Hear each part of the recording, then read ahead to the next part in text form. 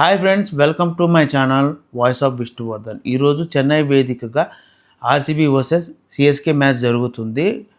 CSK first toss గెలిచి bowling తీసుకుంది. మంచి చాయిస్ అవుందో లేదో అని మనకు సెకండ్ ఇన్నింగ్స్ అయిపోయాక తెలుస్తుంది.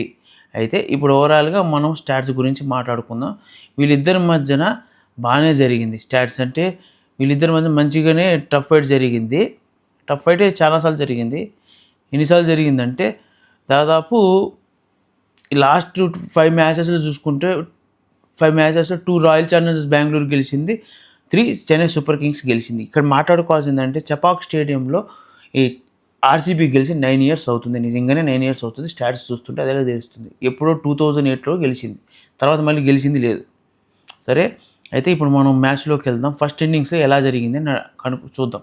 First innings royal challenger Bengaluru batting చేసింది. అయితే pin salt Virat Kohli opening చేశారు కదా. పిన్ సాల్ట్ ఇది విరాట్ కోహ్లీ బాగానే ఆడారు.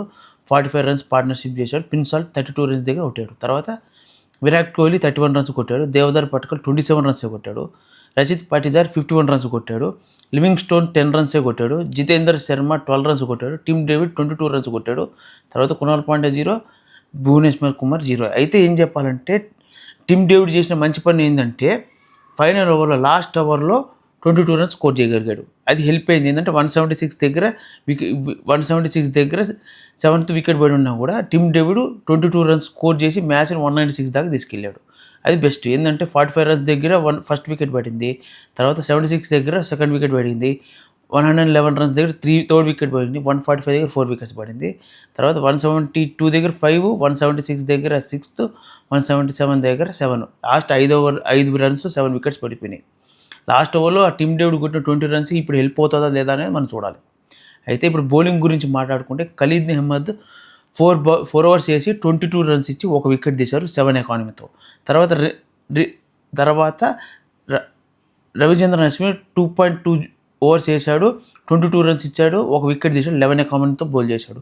తర్వాత కరణ్ శర్మ 3.3 ఓవర్స్ వేశాడు, 34 రన్స్ స్కోర్ చేశాడు, 11.3 ఎకానమీతో చేశాడు. తర్వాత నూర్ అహ్మద్ 4 ఓవర్స్ వేసాడు, 36 రన్స్ ఇచ్చాడు, 9.0 రన్స్, అదే 9.0 ఎకానమీతో బౌల్ చేశాడు. రవీంద్ర జడేజా 3 ఓవర్స్ వేసాడు, 37 రన్స్ ఇచ్చాడు, 12 ఎకానమీతో బౌల్ చేశాడు. ఇంకా లాస్ట్లో ప్రసన్న అంతే బలింగలాగా బౌలింగ్ చేశాడు. అతను 4 ఓవర్స్ వేసాడు, 36 రన్స్ స్కోర్ చేయించాడు, 2 వికెట్స్ తీశాడు, 9 ఎకానమీతో బౌల్ చేశాడు. ఓవరాల్గా మాట్లాడుకుంటే చపాక్ స్టేడియంలో ఇది ఒక మంచి స్కోరే. డిఫెండ్ చేసుకోవచ్చు, తర్వాత ఆడవచ్చు. వీళ్ళ బౌలింగ్ కూడా బాగుంది ఆర్సీబీ ఈ సీజన్లో. ఎందుకంటే ఫస్ట్ మ్యాచ్లో బాగానే బౌలింగ్ చేశారు, వాళ్ళు గెలిచారు. ఇప్పుడు సెకండ్ మ్యాచ్ కాబట్టి ఈ బౌలింగ్ అలానే ఉంది. ఇప్పుడు ఎందుకు భువనేశ్వర్ కుమార్ కూడా ఉన్నాడు, స్వింగ్ కింగ్ అని చెప్తారు కదా, ఉన్నాడు. అయితే ఎకానమీ అయితే ఓవరాల్గా వీళ్ళు స్కోర్ చేయాల్సింది ఎకానమీ అంటే 5 రన్స్ ఎకానమీతో 7 రన్స్ ఎకానమీతో స్కోర్ చేయాల్సి వస్తుంది. 196 రన్స్ కొట్టాలి. సో వీళ్ళు కొడతారా లేదా అనేది మనం సెకండ్ ఇన్నింగ్స్లో చూసుకోవాలి. ఆర్సీబీ బెస్ట్ పర్ఫార్మెన్స్ ఇచ్చింది అనుకుంటున్నాం. ఎందుకంటే టాస్ గెలిచి బౌలింగ్ తీసుకున్న చెన్నైకి మంచిగానే సమాధానం చెప్పింది అనుకుంటున్నాం. చూద్దాం, చెన్నై సెకండ్ ఇన్నింగ్స్ ఆడుతుంది కదా, వాళ్ళకు కూడా మంచి బ్యాట్స్మెన్స్ ఉన్నారు. సో దాన్ని బట్టి నేను సెకండ్ ఇన్నింగ్స్ అప్డేట్ చేస్తాను. సో ఫ్రెండ్స్, మీకు కానీ ఈ వీడియో నచ్చితే లైక్ చేసి subscribe to my channel voice of Vishnu. ఇలాంటి మోర్ కంటెంట్ ఉన్న వీడియోస్ కోసం నా ఛానల్ లైక్ చేసి సబ్స్క్రైబ్తో పాటు బెల్ ఐకాన్తో ఆల్ ఆప్షన్ ఆన్లో పెట్టుకోండి. Thank you for watching. Stay tune for more videos.